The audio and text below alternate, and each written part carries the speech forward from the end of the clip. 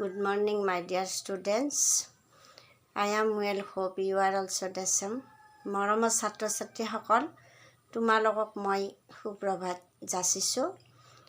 মই যোৱা 18 আগষ্টত তোমালোকৰ ক্লাছ এটা লৈছিলোঁ আৰু আজি এসপ্তাহ পাছত আজি তোমালোকৰ ক্লাছটো ল'বলৈ মই আৰম্ভ কৰিছোঁ। যে তোমালোকক যোৱা ক্লাছত মই লজিকৰ মানে তৰ্ক বিজ্ঞানৰ প্ৰথম অধ্যায়টো 1.1 আৰু 1.2ৰ আমি আধা অংশ বুজাইছিলোঁ। যে সেইদিনাখন আমি কি বুজাইছিলোঁ নিশ্চয় মনত আছে। তোমালোকে ক্লাছটো আৰম্ভ যিহেতু হৈছে, তোমালোকৰ মেইন বুকবিলাক খুলি লোৱা দেই। মই আছামিজ ইংলিছ দুটা মিডিয়ামকে কৈছোঁ, মেইন বুকখন আগত ল'বা।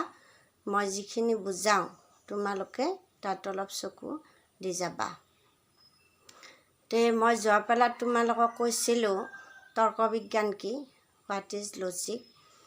যে তৰ্ক বিজ্ঞানত এই লজিক শব্দটো ক'ৰ পৰা আহে, যে which word logic come from.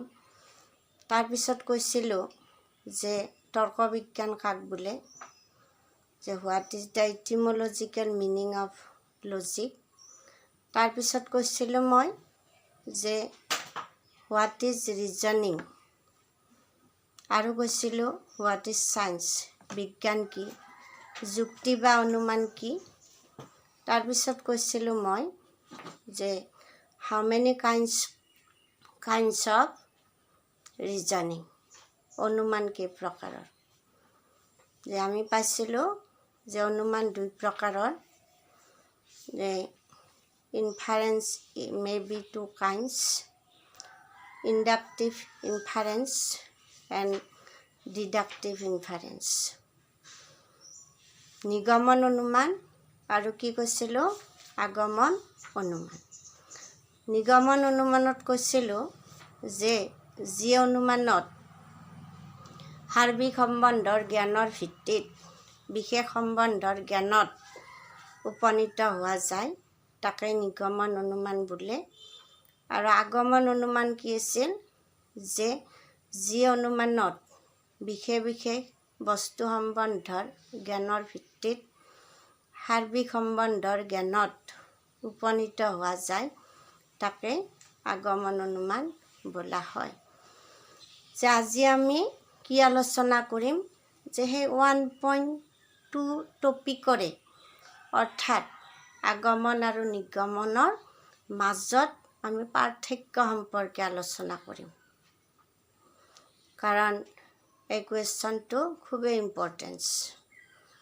নাও we are discuss the difference between deductive inference and inductive inference. আমি যোৱাবাৰ আমি সংজ্ঞাটো মই আজিও ক'লোঁ, সংজ্ঞা দুটা। যে তোমালোকে আমি যদি সংজ্ঞা দুটা বিশ্লেষণ কৰোঁ, নিগমন আৰু আগমনৰ, তেতিয়া আমি উভয়ৰে মাজত কিছুমান ডিফাৰেঞ্চ পাম। তো যে নিগমন অনুমানত আমি কি কৈছিলোঁ, যে সাৰ্বিক সম্বন্ধৰ জ্ঞানৰ ভিত্তিত বিশেষ সম্বন্ধৰ জ্ঞানত উপনীত হোৱা যায়। এতিয়া তোমালোকৰ কিতাপকেইখন নিশ্চয় মেলি লৈছা, তাত তোমালোকৰ এক্সাম্পলটো চোৱাচোন, উদাহৰণটো চোৱা। তাত কি আছে, যে সকলো মানুহ হয় মৰণশীল, ৰাম হয় মানুহ, এতেকে ৰাম হয় মৰণশীল। এতিয়া চোৱা, প্ৰথম যিটো আধাৰ বচন বুলি কয়, আশ্ৰয় বচন প্ৰিমাইজ, সেই বচনটোত সকলো মানুহ হয় মৰণশীল। ডেট মিনছ পৃথিৱীৰ সকলো মানুহকে তাক ইনক্লুড কৰা হৈছে। আৰু এইটো এনেই কৰা নাই, এইটো পৰীক্ষণ আৰু নিৰীক্ষণ কৰিহে কৰা হৈছে। এইটো এক্সপেৰিমেণ্টৰ জৰিয়তে আৰু অবজাৰ্ভৰ জৰিয়তে কৰা হৈছে। গতিকে ইয়াত কোনো ভুল হোৱাৰ সন্দেহ নাই।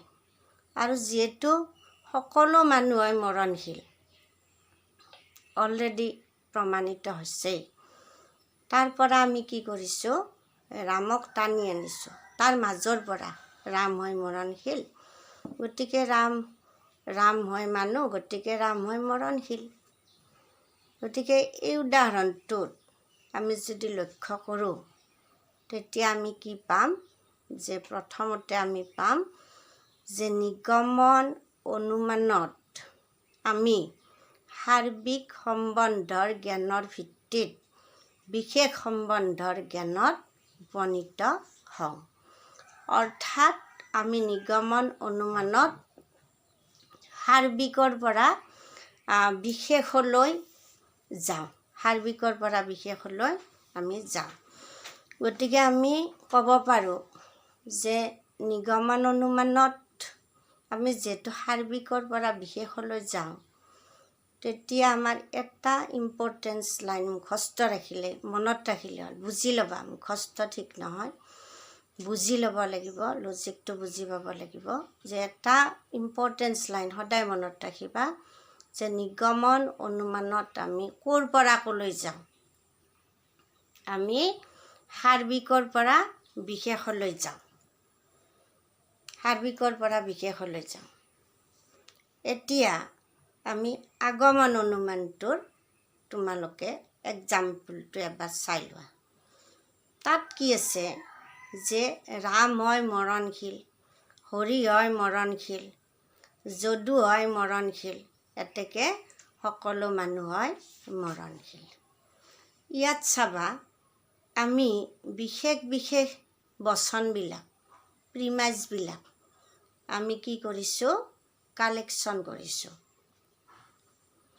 আৰু আমি কালেকশ্যন কিহৰ জৰিয়তে কৰিছোঁ, আমি নিৰীক্ষণৰ জৰিয়তে কৰিছোঁ। আৰু আমি কৰি পেলাই, যেনেকৈ ঘৰ এটা আমি বনাওঁ, বালা চিমেণ্ট ইটাৰে আমি অলপ অলপকৈ বনাই গৈ থাকোঁ, ঠিক তেনেদৰে আমাৰ এক্সপেৰিয়েঞ্চৰ জৰিয়তে আমি কি কৰোঁ, এই বাহ্যিক জগতৰ পৰা আমি কালেকশ্যন কৰোঁ বিশেষ বিশেষ বচনবিলাক। আৰু বিশেষ বিশেষ বচনবিলাক কালেকশ্যন কৰি আমি কি কৰোঁ, যে এটা সাৰ্বিক বচন আমি তৈয়াৰ কৰোঁ। গতিকে আমি আগমন অনুমানত ক'ৰ পৰা ক'লৈ যাওঁ, এই লাইনটো মনত ৰাখিবা। বিশেষ বিশেষ বচনৰ পৰা আমি সাৰ্বিক সিদ্ধান্তত উপনীত হওঁ। গতিকে তোমালোকে গম পাবা, ইংলিছ মিডিয়ামৰ ষ্টুডেণ্টখিনি তোমালোকেও মনোযোগ দিবা, যে তোমালোকে যিহেতু মাৰ লগত মাতৃভাষাৰে কথা কোৱা, অসমীয়াটোতো গুৰুত্ব দিবা, ইংলিছতো দিবায়ে। আৰু অসমীয়া মিডিয়ামৰ ছাত্ৰ ছাত্ৰীসকলেও যেতিয়া আমি ইংলিছত ক'ম, তেতিয়া তোমালোকেও গুৰুত্ব দিবা, তোমালোকৰ কাৰণেও খুব গুৰুত্বপূৰ্ণ কথা। So' in a deductive inference we are going on the basis of universal knowledge to the particular knowledge that is general to particular. Okay? And in a inductive inference, which is mainly an inference from particular to general. That is the first difference of deductive and inductive inference. Okay? Next. তো নিগমন অনুমানৰ সিদ্ধান্ত আশ্ৰয় বাক্যতকৈ কেতিয়াও বেছি ব্যাপক হ'ব নোৱাৰে। তো গুৰুত্ব দিবা দেই, যে নিগমন অনুমানৰ সিদ্ধান্ত আশ্ৰয় বাক্যতকৈ কেতিয়াও বেছি ব্যাপক হ'ব নোৱাৰে। আকৌ কথাটো ৰিপিট কৰি দিছোঁ, তোমালোকক মনত ৰাখিবা, অতি গুৰুত্বপূৰ্ণ কথা, যে নিগমন অনুমানৰ সিদ্ধান্ত বচনটো আশ্ৰয় বাক্যতকৈ কেতিয়াও কি হ'ব নোৱাৰে, বেছি ব্যাপক হ'ব নোৱাৰে। আনহাতে আগমন অনুমানৰ সিদ্ধান্ত বচনটো আশ্ৰয় বাক্যতকৈ বেছি ব্যাপক। তাৰমানে নিগমনৰ বিপৰীতটো হ'ল আগমন। এইটো আমাৰ 1 মাৰ্কছৰ কুৱেশ্যনতো সোধে যে নিগমন অনুমানৰ আশ্ৰয় বাক্যটো সিদ্ধান্ত বচনটো বেছি ব্যাপক কম ব্যাপক। এতিয়া আমি তাৰে মাজত শুদ্ধটো ৰাখিব লাগিব। তেতিয়া আমি কি ক'ম? নিগমনত সুধিলে কম ব্যাপক আৰু আগমনত সুধিলে আমি কি ক'ম? বেছি ব্যাপক, হয়নে? তে চাবা যে in a deductive inference the conclusion can not more general than the premises and in an inductive inference the conclusion is more general than the premises. Clear হৈছেনে তোমালোকৰ? মই আৰু এবাৰ ৰিপিট কৰি দিছোঁ যে in a deductive inference the conclusion cannot more general than the premises. But in an inductive inference, the conclusion is more general than the premises. আমাৰ দুটা পইণ্টছ একবাৰেই গ'ল। তাৰপিছত আমি 3 নম্বৰ পইণ্টছটোলৈ আহিছোঁ। তাত আমি কি ক'ম যে খুবেই ইম্পৰ্টেণ্ট এইটো আকৌ পইণ্টছটো যে নিগমন অনুমানত সিদ্ধান্ত আশ্ৰয় বাক্যৰ পৰা অনিবাৰ্যভাৱে নিশ্চিত হয়। তাৰমানে কি কৈছে যে নিগমন অনুমানৰ যিটো আশ্ৰয় বচন সেইটোত সকলোকে সামৰি লোৱা হয় আৰু তাৰ পৰা আমি কি কৰিম? সিদ্ধান্তটো টানিহে আনিম। অৰ্থাৎ সকলো মানুহ হয় মৰণশীল, ৰাম হয় মানুহ, এতেকে ৰাম হয় মৰণশীল। তো অলৰেডি ৰাম হয় মানুহ, ৰাম সকলো মানুহৰ তাত ইনক্লুড হৈয়ে আছে। আমি এটা ছিষ্টেমত টানি আনিছোঁ। গতিকে আমি ক'ম যে নিগমন অনুমানৰ সিদ্ধান্তটো আশ্ৰয় বাক্যৰ পৰা মানে কি অনিবাৰ্যভাৱে নিশ্চিত হয়। আনহাতে আগমন অনুমানৰ সিদ্ধান্তটো আশ্ৰয় বাক্যৰ পৰা অনিবাৰ্যভাৱে নিশ্চিত নহয়। যে in a deductive inference, the conclusion is drawn from one or more given premises. আৰু এবাৰ কৈ দিছোঁ যে in a deductive inference, the conclusion is drawn from one or more given premises. Okay? But in a inductive inference, a general proposition is established on the basis of some general observed facts.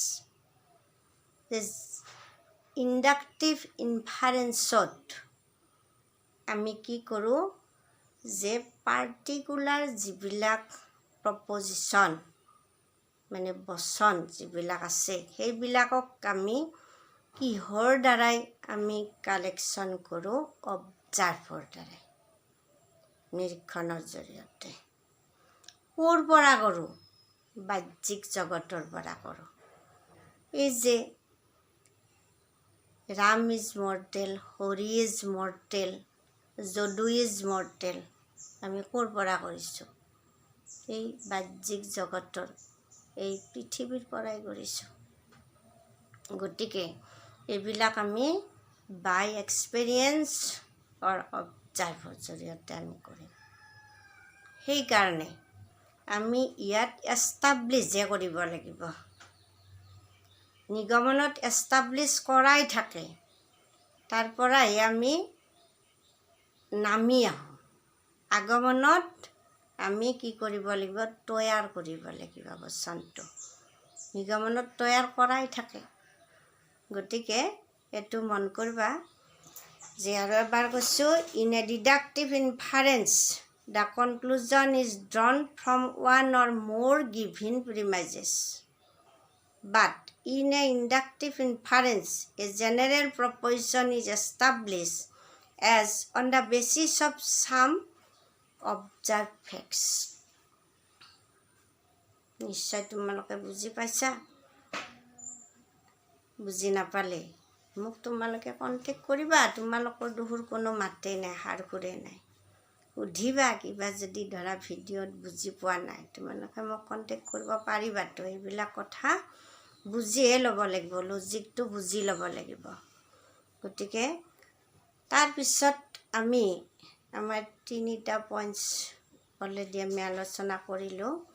এতিয়া আমাৰ next পইণ্টলৈ আমি আহোঁ যে নিগমন অনুমানৰ সিদ্ধান্ত নিশ্চিত স্বভাৱৰ, মানে এইটোত কোনো ভুল হোৱাৰ সম্ভাৱনাই নাই, সম্পূৰ্ণৰূপে নিশ্চিত।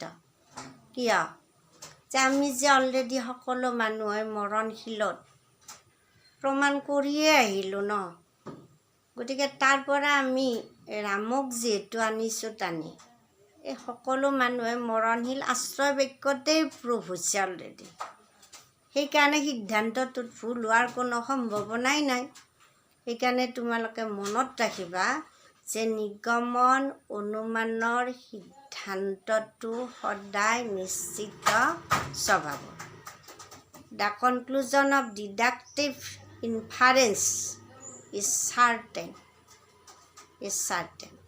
but the conclusion of inductive inference is probable. Conclusion of তোমাৰ inductive inference is probable.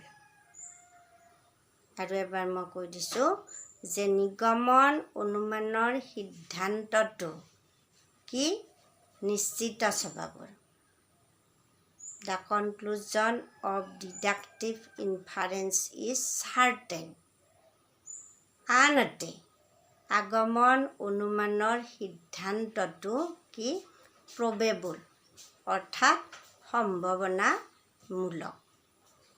যে আমি এই 4টা পইণ্টছ আমি অলৰেডি পালোঁ। তাৰপিছত আমাৰ আৰু এটা ইম্পৰ্টেঞ্চ পইণ্টছ এটা আছে। সেই পইণ্টছটো হ'ল আমাৰ কি? যে নিগমন অনুমান আকাৰগত সত্যতাৰ লগত জড়িত। আমি পিছৰ টপিক আলোচনা কৰোঁতে আকাৰগত সত্যতা আৰু বস্তুগত সত্যতানো কি আমি ডিটেইলছ আলোচনা কৰিমেই। ইয়াতে তোমালোকে মাত্ৰ পইণ্টছটো মনত ৰাখিবা, পিছত তোমালোকক বুজাই দিমেই।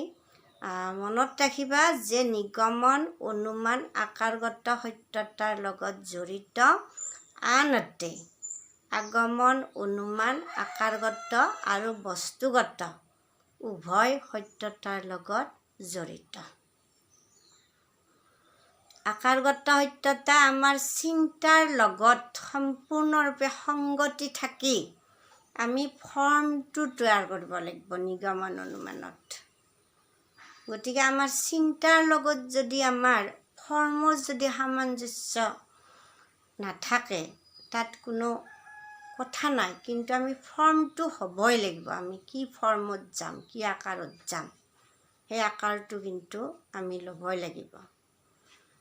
কিন্তু আগমন অনুমানত ফৰ্মটোৰ লগতে আকাৰৰ লগতে বস্তুগত সত্যতাও থাকিব লাগিব।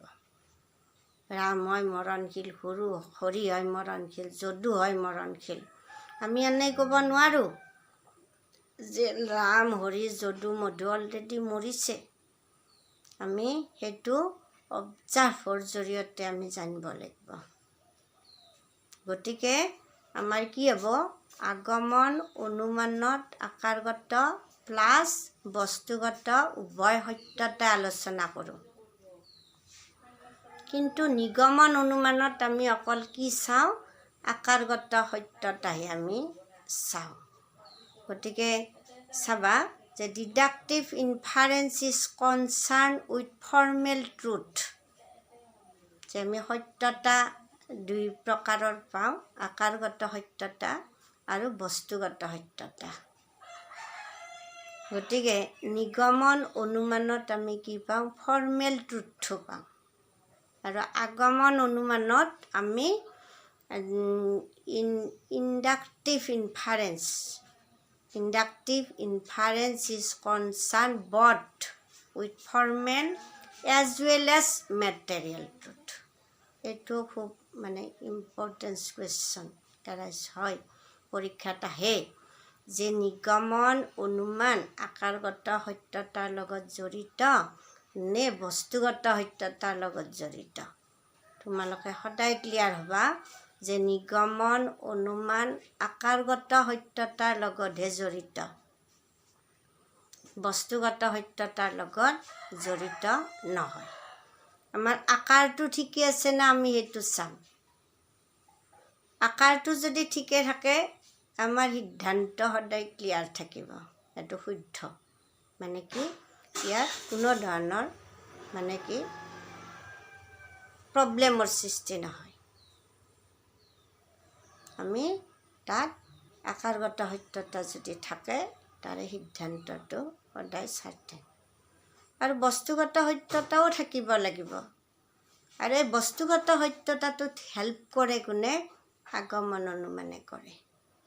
গতিকে আমাৰ যদি আমি চাওঁ যে deductive inference is concerned with formal truth but inductive inference is concerned both with formal as well as material truth. আমি যদি এই ডিফাৰেঞ্চবিলাক আমি লক্ষ্য কৰোঁ তেতিয়াহ'লে অলপ মন কৰিলেই গম পাবা যে নিগমন আৰু আগমন অনুমানৰ মাজত মানে কি ওতঃপ্ৰোত সম্পৰ্ক আছে, ৰিলেশ্যনটো আছে। যে without deductive inference we can not feel inductive inference. আমি ডিডাক্টিভ ইনফাৰেঞ্চৰ কথা বাদ দি পেলাই ইণ্ডাক্টিভ ইনফাৰেঞ্চৰ কথা আমি ভাবিবই নোৱাৰোঁ। গতিকে যে আগমন নহ'লে নিগমন সম্ভৱেই নহয় আৰু নিগমন নহ'লে আৰু আগমনত আমি এটা সাৰ্বিক সিদ্ধান্ত প্ৰতিষ্ঠা কৰিব নোৱাৰোঁ। গতিকে দেখা পালা যে আগমন আৰু নিগমনৰ মাজত সম্পৰ্ক অতি গভীৰ। এতিয়া আমাৰ 1.2 এই টপিকটো আমাৰ মোটামুটি শেষ হ'ল। এতিয়া আমি আগবাঢ়িম নেক্সট টপিকলৈকে 1.3। 1.3ত আছে নেচাৰ অফ লজিক, মানে তৰ্ক বিজ্ঞানৰ প্ৰকৃতি। এতিয়া তৰ্ক বিজ্ঞানৰ প্ৰকৃতি আলোচনা কৰিব যোৱাৰ আগতে আমি বহুতকেইটা বিষয়ে তাৰমানে ডিটেইলছ আলোচনা কৰিব লাগিব। তাৰে ভিতৰত আমি যদি প্ৰকৃতি চাব যাওঁ প্ৰথম পইণ্টটো হ'ব যে তৰ্ক বিজ্ঞান পৰোক্ষ জ্ঞানৰ লগত জড়িত, প্ৰত্যক্ষ জ্ঞানৰ লগত নহয়। এতিয়া চাবা প্ৰত্যক্ষ জ্ঞানৰ লগত নহয়, পৰোক্ষ জ্ঞানৰ লগতহে জড়িত। তাৰমানে তৰ্ক বিজ্ঞান পৰোক্ষ আৰু প্ৰত্যক্ষ জ্ঞান কি সেইটো আমি আগতে বুজি ল'ব লাগিব। আমাক ক'লে কি যে তৰ্ক বিজ্ঞান পৰোক্ষ জ্ঞানৰ লগতহে জড়িত, প্ৰত্যক্ষ জ্ঞানৰ লগত নহয়। এতিয়া তাৰ আগতে আমি যাব লাগিব যে জ্ঞাননো কি। জ্ঞান কি বুলি কোৱাৰ লগে লগে আমাৰ জ্ঞানটো কেনেকৈ আৰম্ভ হয়, যে প্ৰথমতে আমাৰ মনত কিছুমান অৱধাৰণৰ সৃষ্টি হয়। চবৰে আছে, সকলোৰে সাধাৰণ কনচেপ্টবিলাক থাকে। আৰু সেই যে ক'লোঁ অৱধাৰণ, আমি যি অৱধাৰণ কথা আমি চিন্তা কৰিব লাগিব।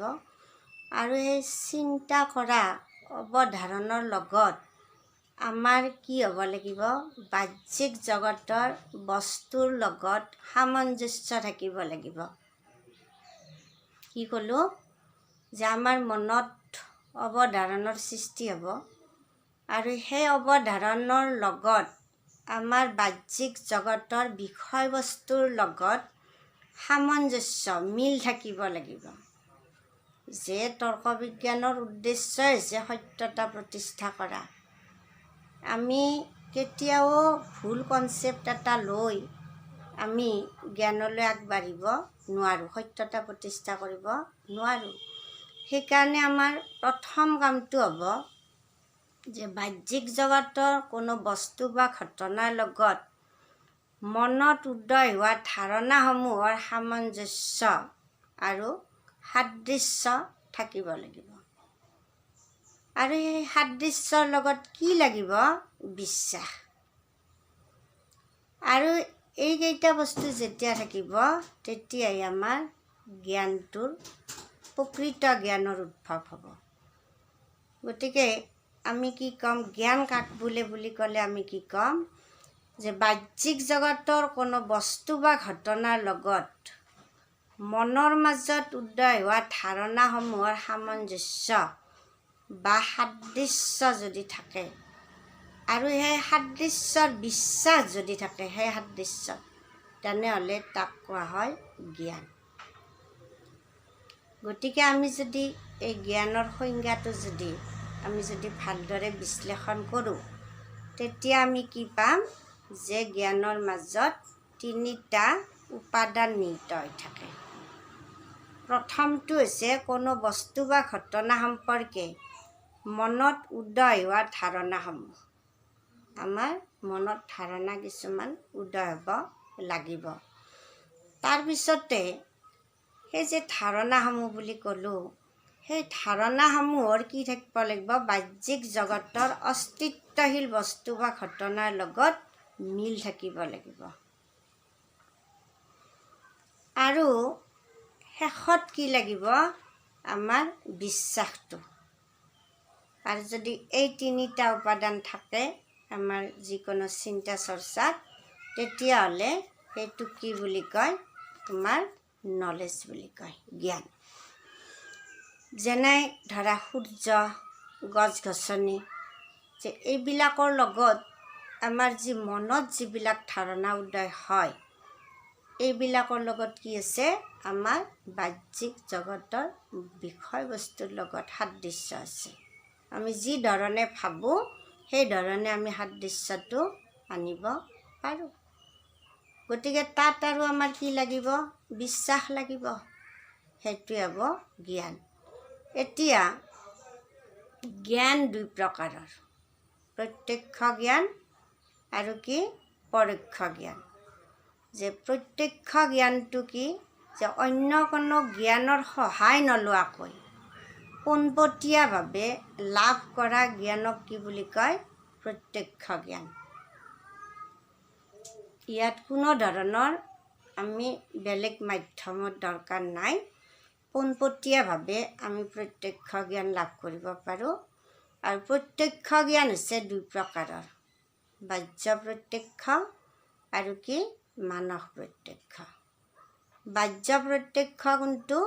যে চকু, কাণ, নাক, জিভা, ছাল, এই যে আমাৰ পঞ্চ ইন্দ্ৰিয় আছে, এই পঞ্চ ইন্দ্ৰিয়ৰ মাধ্যমেৰে বাহ্যিক জগতৰ পৰা আমি যিবিলাক জ্ঞান আহৰণ কৰোঁ, ইয়াকে কোৱা হয় বাহ্য প্ৰত্যক্ষ।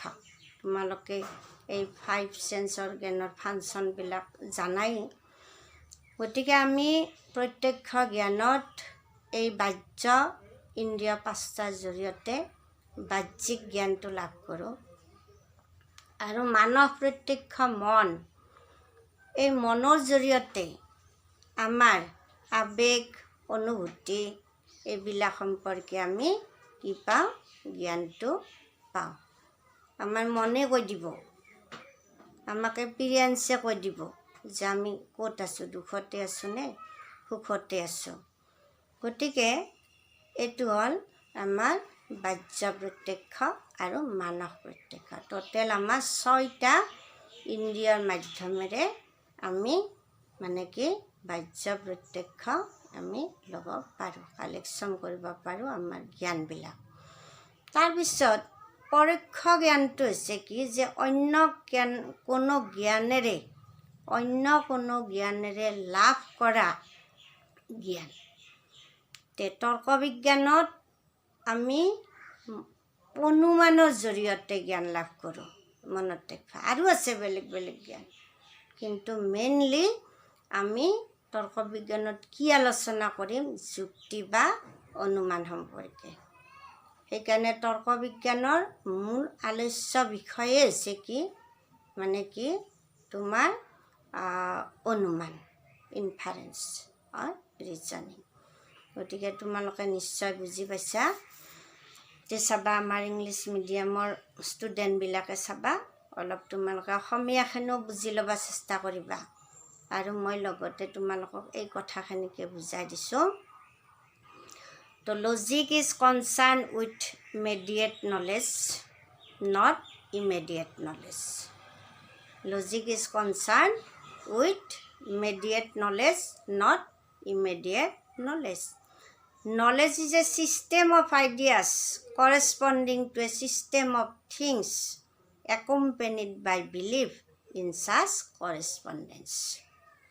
তে আমাৰ আইডিয়াছবিলাক আমাৰ ছিষ্টেমত আহি যাব আমাৰ মাইণ্ডলৈকে আৰু সেই আইডিয়াছবিলাকৰ লগত আমাৰ এক্সটাৰ্নেল ৱৰ্ল্ডৰ থিংছবিলাকৰ লগত সিমিলাৰিটিটো থাকিব লাগিব আৰু আমাক লাগিব বিলিভ গতিকে আমি যদি আমি ডেফিনেশ্যনটো এনালাইচিছ কৰোঁ if you analysis knowledge the definition of knowledge we can obtain 3 factors number 1 a system of ideas of mind number 2 corresponding of these ideas with system of actually existing things number 3 a belief in such correspondence okay knowledge may be two kinds immediate knowledge and immediate knowledge knowledge may be two kinds immediate knowledge and immediate knowledge immediate knowledge is that knowledge which is derived from perception mind it immediate knowledge is that knowledge which is derived from perception. Perception is also two kinds, external and internal. We directly come to know the objects of external world by our external 5 organs. External 5 organs. গতিকে তোমালোকে গম পালা যে আৰু আমি যিটো আমাৰ মানৱ প্ৰত্যক্ষ মাইণ্ড পাৰচেপশ্যনেৰে আমি আমাৰ জয় সৰো ইত্যাদিবিলাকৰ আমি ইনফৰমেশ্যন পাওঁ গতিকে মৰমৰ ছাত্ৰ ছাত্ৰীসকল আমি এটা কথা গম পালোঁ যে নেচাৰ অফ লজিকত আমি প্ৰথম নেচাৰটো স্বৰূপটো জানিব লাগিব কি হিচাপে যে তৰ্ক বিজ্ঞান ইহৰ লগত জড়িত পৰোক্ষ জ্ঞানৰ লগত জড়িত ইহৰ লগত নহয় প্ৰত্যক্ষ জ্ঞানৰ লগত নহয় এই কথাটো তোমালোকে ভালকৈ মন কৰিবা আৰু আজি আমি প্ৰথম পইণ্টছটোহে আলোচনা কৰিলোঁ আমি নেক্সট ছেকেণ্ড পইণ্টছটো যেতিয়া আমি আলোচনা কৰিম এইকেইটা আমি অলপ বহলভাৱে আলোচনা কৰিব লাগিব নেচাৰটো তো এইখিনি লৈকে আমাৰ আলোচনা থাকিল এইখিনিত তোমালোকে নতুনকৈ কি তোমালোকে কুৱেশ্যন পালা যে নিগমন আৰু আগমনৰ মাজত পাৰ্থক্য কি তাৰপিছত পালা যে নিগমনত সিদ্ধান্ত বচনটো আশ্ৰয় বাক্যতকৈ বেছি ব্যাপক নে কম ব্যাপক নেক্সট নিগমনৰ সিদ্ধান্ত নিশ্চিত স্বভাৱৰ নে অনিশ্চিত স্বভাৱৰ উত্তৰবিলাক উলিয়াবা তোমালোকে হা তাৰপিছত আগমনৰ সিদ্ধান্ত নিশ্চিত নে সম্ভাৱনামূলক নিগমনত সিদ্ধান্ত বচনটো আশ্ৰয় বাক্যৰ পৰা অনিবাৰ্যভাৱে নিশ্চিত হয়নে নহয় আৰু আগমনত সিদ্ধান্ত বচনটো অনিবাৰ্যভাৱে নিশ্চিত হয়নে নহয় তাৰপিছত নিগমন আকাৰগত আৰু বস্তুগত উভয় সত্যতাৰ লগত জড়িত, শুদ্ধ নে অশুদ্ধ? আগমন বস্তুগত আৰু আকাৰগত উভয় সত্যতাৰ লগত জড়িত, শুদ্ধ নে অশুদ্ধ? গতিকে মৰমৰ ছাত্ৰ ছাত্ৰীসকল, তোমালোক উভয় মিডিয়ামৰে ছাত্ৰ ছাত্ৰীসকলে অলপ মনোযোগ দিবা, কিতাপৰ লগত সম্পৰ্ক ৰাখিবা। কিতাপৰ লগত সম্পৰ্ক ৰখাটোৱে চবতকৈ ডাঙৰ কথা। এতিয়া বেলেগ বন্ধু তোমালোকে নল'বা, এতিয়া তোমালোকৰ বন্ধু হ'ব কিতাপ। বৰ্তমান তোমালোকৰ টিনেজ, গতিকে সাংঘাতিক বেয়া সময়, আৰু এই সময়খিনিত তোমালোকে কিতাপৰ বাহিৰে যাতে বেলেগ কথাত মনোযোগ নিদিয়া। মই যিমান বছৰ ক্লাছ কৰি আহিলোঁ, ক্লাছৰ শেষত মই অলপ ইথিকেল নলেজ দিওঁ ল'ৰা ছোৱালীক। মনত ৰাখিবা তোমালোকে, নৈতিক জ্ঞান অবিহনে লজিক এণ্ড ফিলচফি ছাবজেক্টটো লোৱাৰ কোনো মূল্যই নাই। তোমালোকক মই 3টা কথা কওঁ যে জীৱনত পিতৃ মাতৃৰ ঋণ, শিক্ষাগুৰুৰ ঋণ আৰু দৈৱ ঋণ পৰিশোধ কৰাটো খুবেই জটিল, অসম্ভৱ। জটিল নহয়, অসম্ভৱ।